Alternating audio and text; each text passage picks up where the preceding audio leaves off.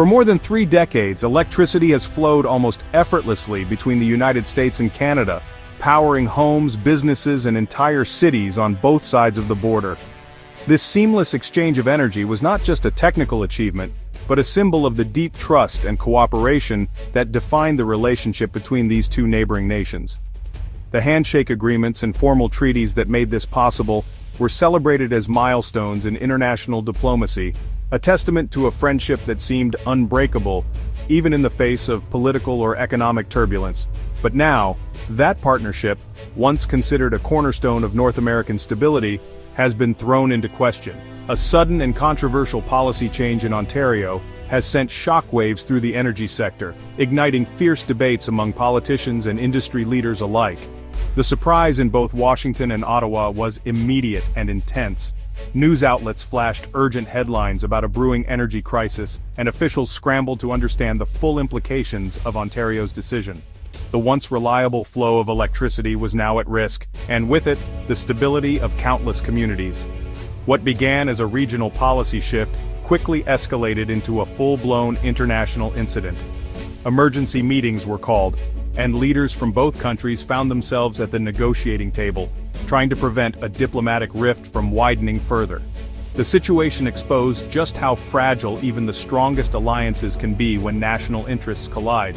The conflict has cast a long shadow over the future of North American energy integration. Once hailed as a model of cross-border cooperation, the shared power grid now faces uncertainty.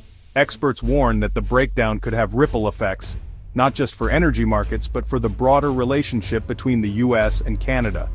Analysts and commentators are left to wonder, is this merely a temporary disagreement, a bump in the road that will soon be smoothed over? Or does it signal a deeper, more fundamental shift in how these two countries view their partnership and shared future? As of September 2025, the answers remain elusive. Negotiations continue behind closed doors, and the public waits anxiously for signs of resolution. The uncertainty has left many questioning what comes next for the continent's energy security. For millions of people living on both sides of the border, the consequences of this unraveling pact are only beginning to unfold.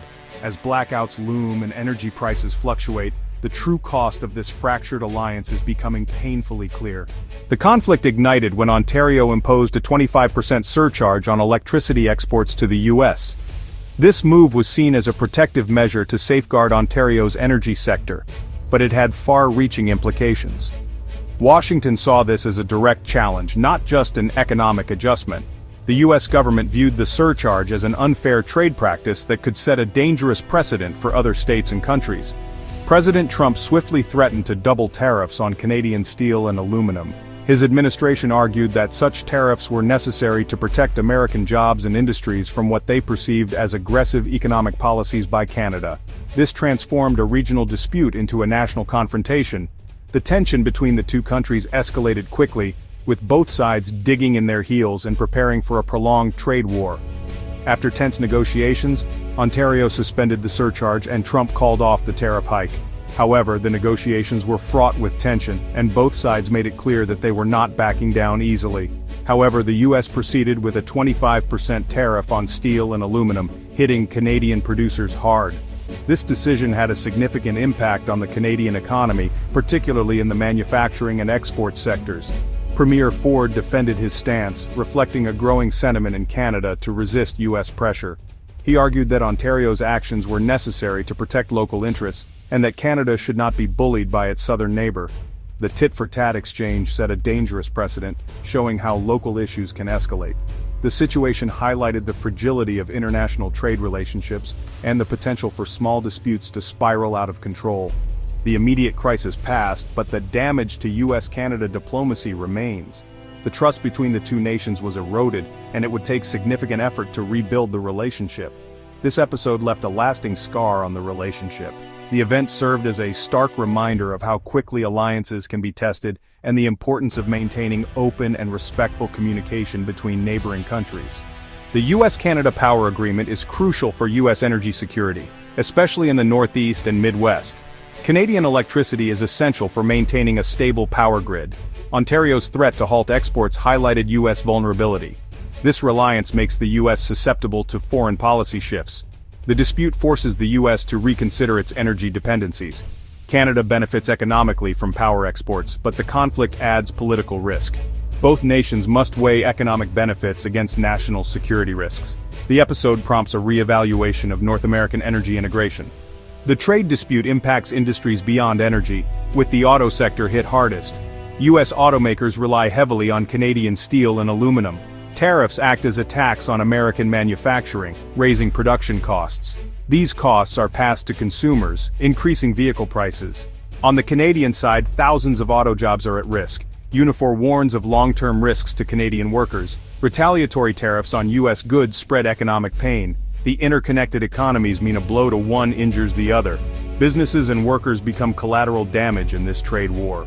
The ongoing conflict between the United States and Canada is not an isolated event, but rather a key example of the broader trade strategy pursued by the Trump administration.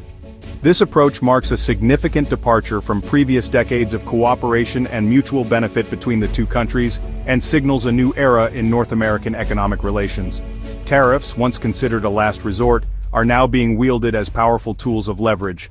This tactic has introduced a new level of uncertainty and volatility into the global economy as markets react to sudden policy shifts and the threat of escalating trade wars. Even Canada, historically one of America's closest allies and largest trading partners, finds itself caught in the crosshairs of this aggressive strategy.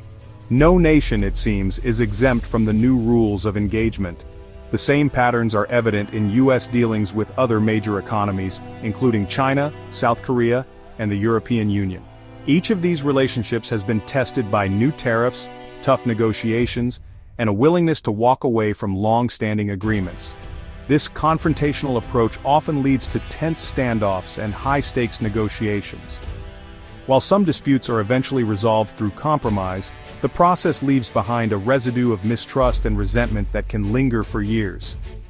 As new sweeping tariffs are set to take effect, the impact is felt not just by governments and corporations, but by ordinary consumers as well.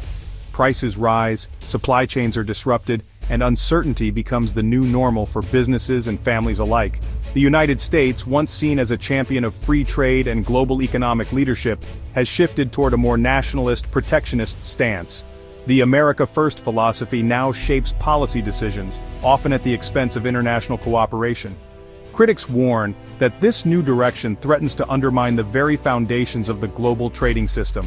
International institutions, such as the World Trade Organization, face growing challenges as countries question the value of multilateral agreements. The dispute with Canada has become a powerful symbol of this dramatic shift, showing that even the closest allies are not immune to the changing tides of American trade policy.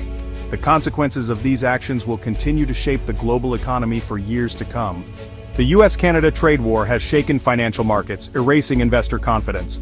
The S&P 500 plunged, reflecting uncertainty in global trade.